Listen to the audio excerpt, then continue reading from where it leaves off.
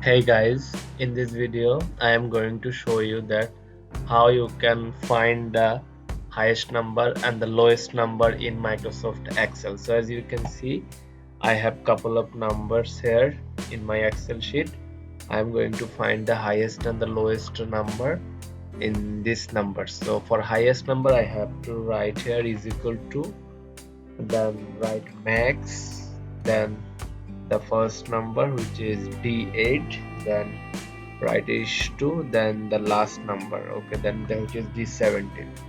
Okay, now press enter. As you can see, this is the highest number in this numbers, which is this one. Okay, so now I am going to show you that how you can find the lowest number. For lowest number you have to write equal, then mean,